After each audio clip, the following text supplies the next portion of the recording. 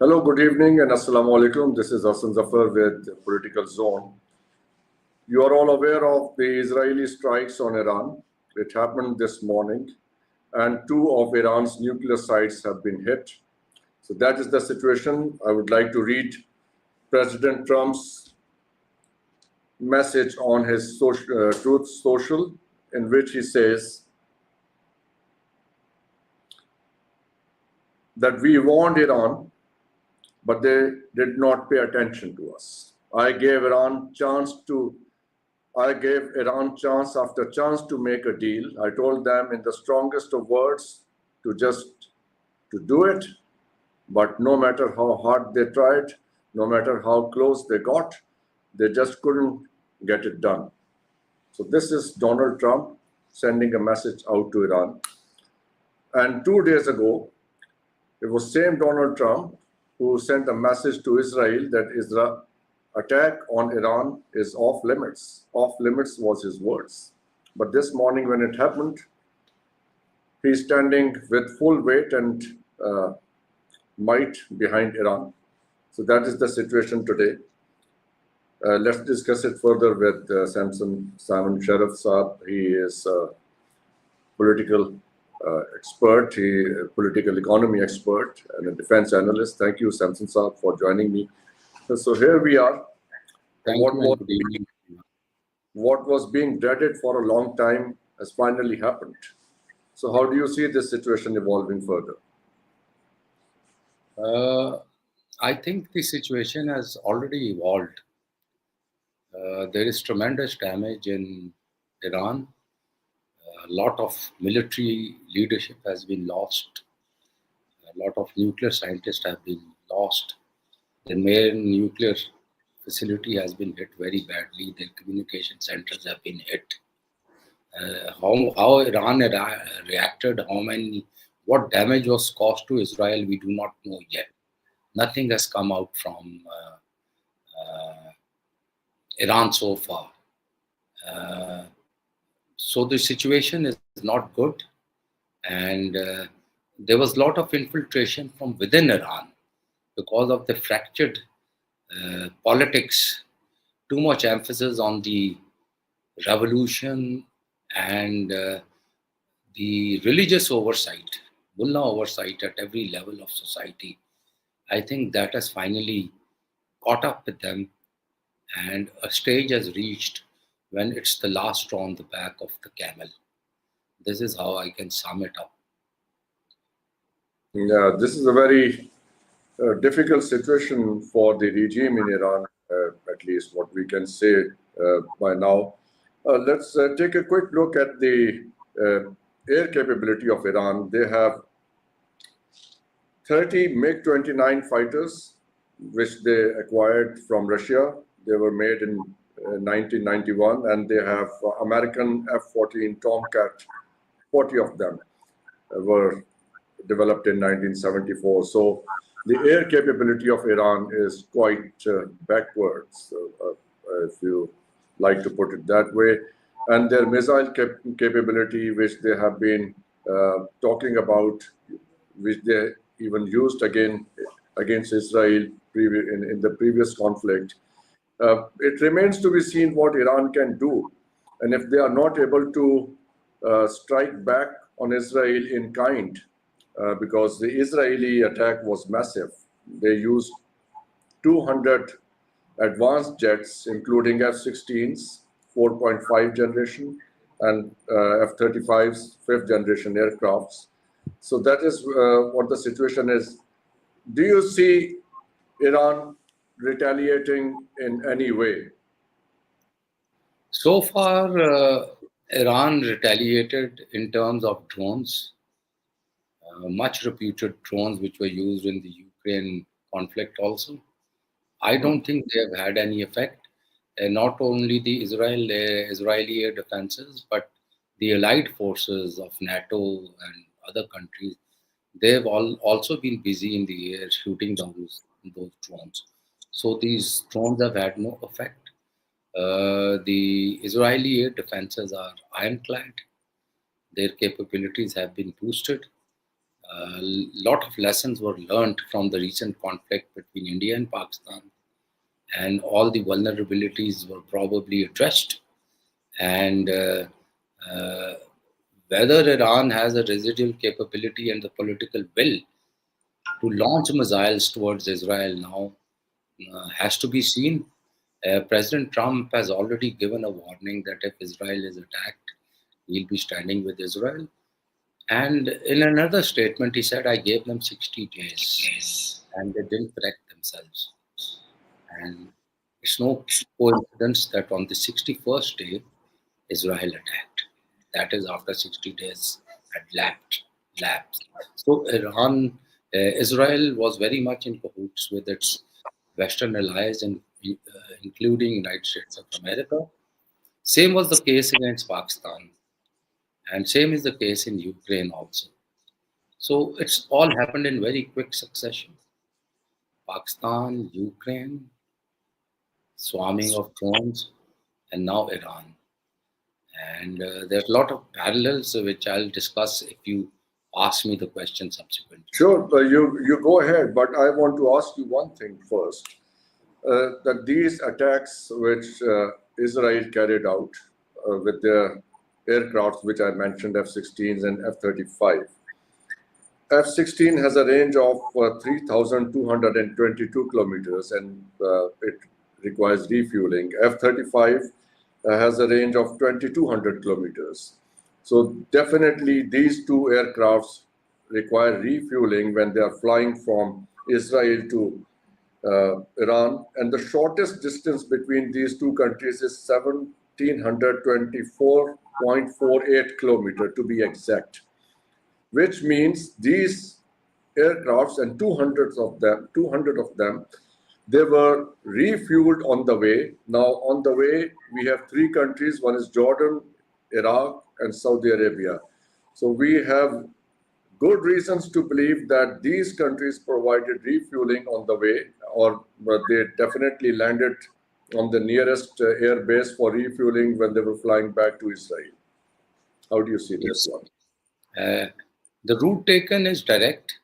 It is also probable some of them flew along the coast of the Arabian Sea. Don't rule that out. Flew over the airspace of the Arab Muslim Ummah, the so-called Ummah, which is done and dusted now after this. And there's been aerial refueling. And if you see, there's so many bases, American bases and their allies, military allies of United States of America and Middle East. Qatar is there, Saudi Arabia is there, UAE is there, all of them. They must have provided them landing facilities and refueling of aircrafts on the way back. No doubt about it. All this has happened. There is no doubt whatsoever.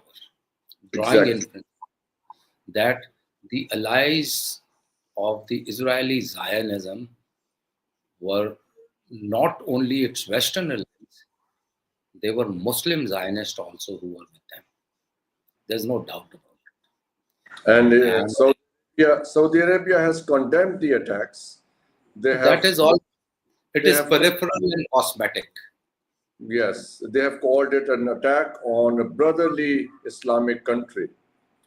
But it remains to be seen where the Zionist planes got the fuel from flying back home. This needs to be seen. This needs to be confirmed as yet. I think it's just makeup on the table, nothing else. Yeah, right. So, what are the possibilities of Russia and China coming to help for Iran? The fact that they had those old Tomahawks, they fly nowhere in the world except in Iran now. And MiG-29 has been beaten by Pakistan Air Force in Balakot also, and even recently. It's no comparison to the type of aircraft Israel was operating, and with all the paraphernalia of electronic warfare, cybernetics, and satellite dominance, and a far bigger demonstration of the 5 to 7 levels of modern warfare, then demonstrated by Pakistan in its recent conflict with India. Far more advanced and more in dimensions. Definitely, there seems Iran to be did no. not have, Iran did not have, had they preempted, you see, now, which are the countries which followed these flights because of their state of readiness? India is one, Pakistan is second, Turkey, China, Russia. Hmm. They, they all must have followed and they all must have logged these flights. They must have logged what they fired, where they hit, everything. Because these countries have the capabilities. Some of them may have shared some information with Iran. Hmm. Obviously, Russia must have shared, but Iran did not react. Why they did not react? While these flights were in air, and they knew they had an intention of a hostile intention, someone in Iran had to take a decision of firing targeted missiles at Israel.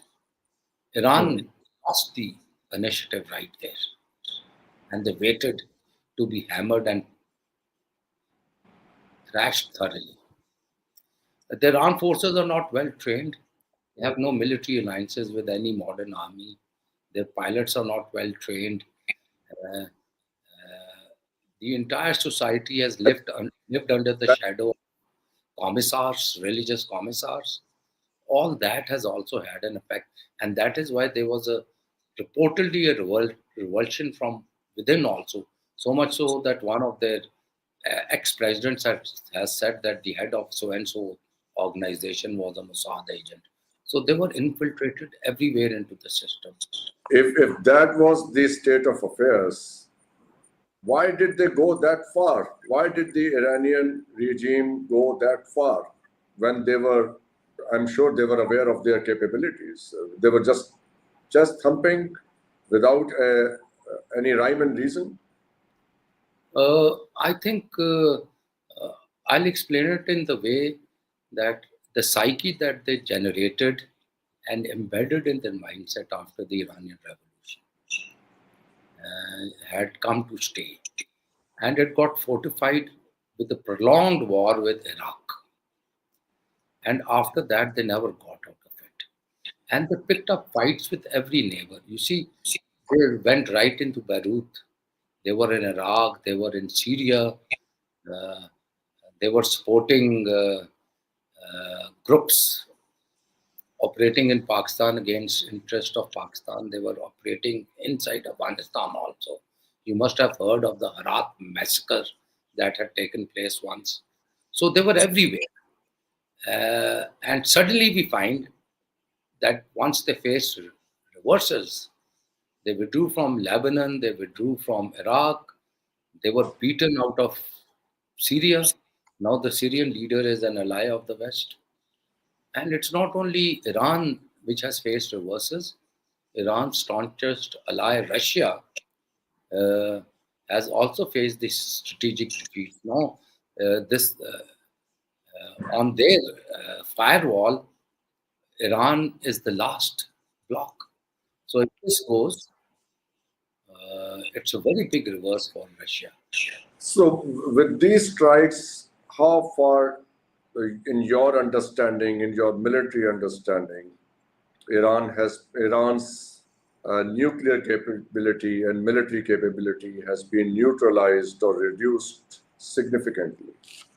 You see, it is distance warfare now, standoff, beyond visual range warfare.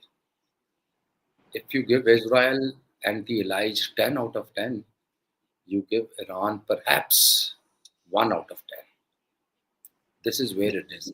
It is not about ground forces anymore.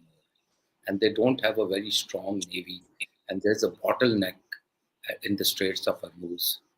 So all that counted uh, with the present situation that Iran is, and the fact that they have so far not reacted and retaliated to restore the balance of terror, as I call it. Another 2 or 3 days, If they don't do it, they would have succumbed. And the threat What to is them, President Trump, is very, very genuine. It can be taken lightly. so? What is this strategy of triangulation that you were talking about? Would like to?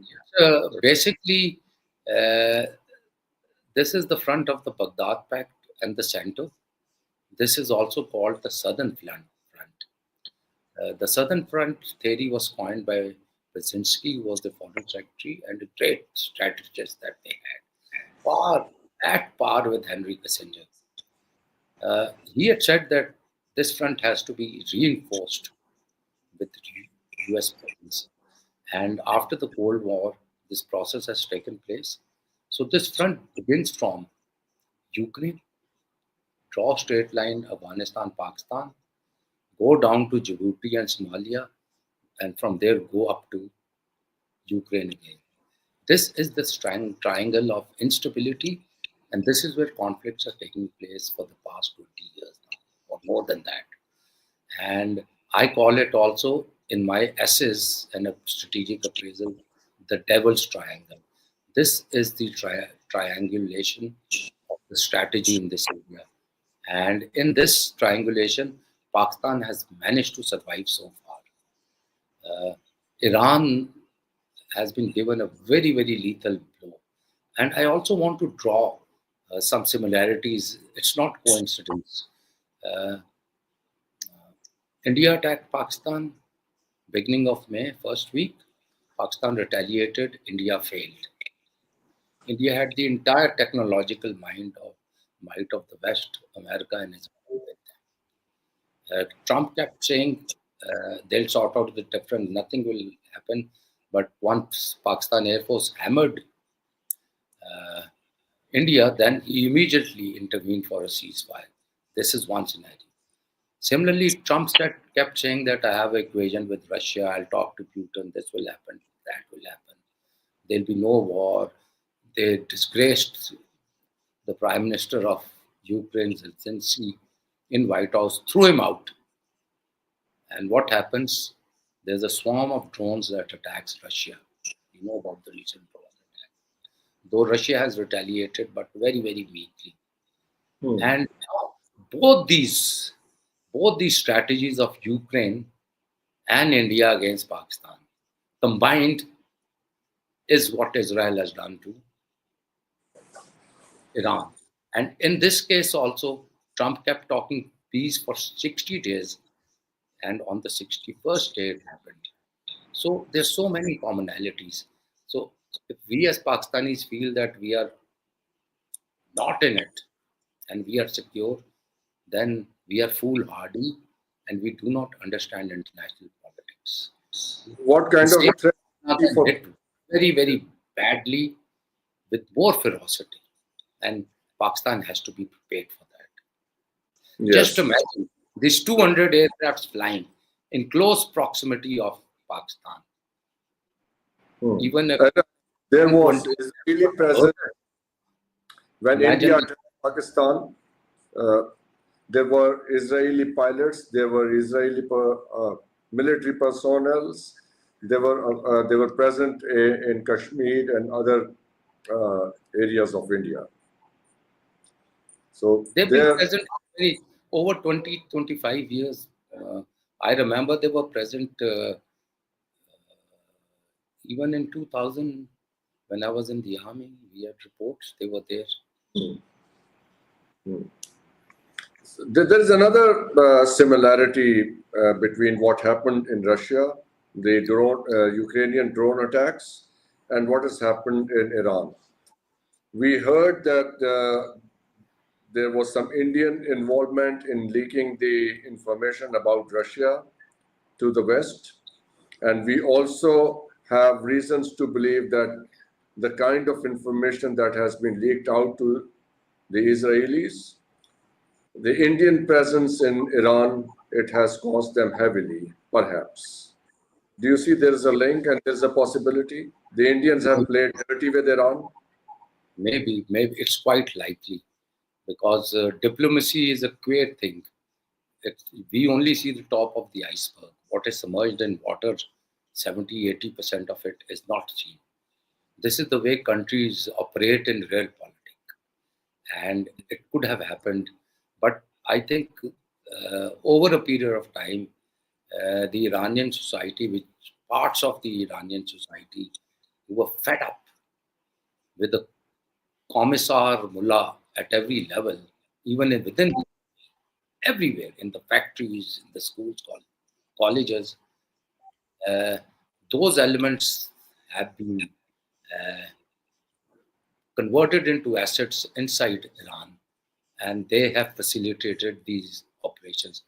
India may have given information, or Israel and America and other countries through their own sources must have obtained a lot of information.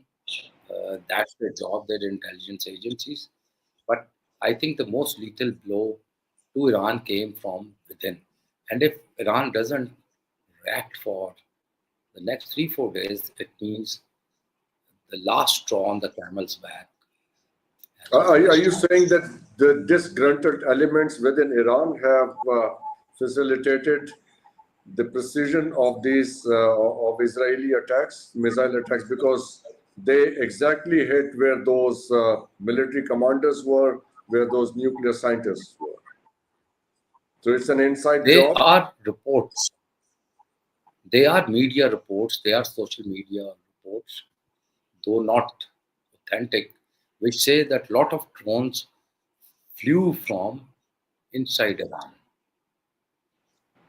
That's So, how it happened. so And where do it you has a parallel for Pakistan,